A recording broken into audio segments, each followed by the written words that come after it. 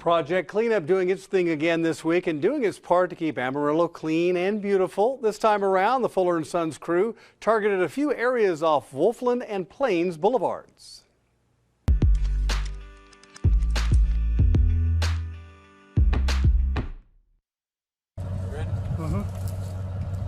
No rest for the weary. The Fuller & Sons crew has mastered the art of working as a team, dumping and clearing out so many areas and so many items this year. Beat up mattresses were aplenty for this cleanup. First stop for the crew was in an alley off Wolflin between Gregory and Howard. You never know what you might find in a dumpster, but the crew found another nasty mattress hidden behind this one.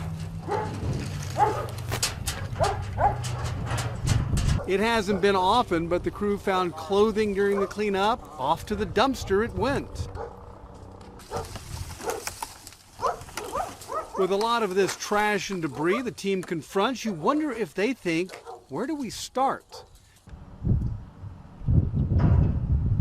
Well, after a massive effort in the alley, the crew unloaded several hundred pounds at the roll-off at the Northwest Branch Library. Then it was back to the alleys, this one along the Rails and Trails pathway near Kirkland and Lockney. Some of the junk was dumpster material. Others, like this old doghouse, had seen a lot of dog days, and it was on the trailer and primed for the roll-off. How about this haul? A full-size sofa and love seat along with a couple of mattresses. Someone cleaned house before the Fuller & Sons crew cleaned up.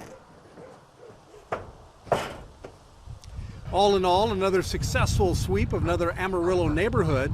The Fuller & Sons crew doing what it can to encourage residents to keep their alleys free of debris.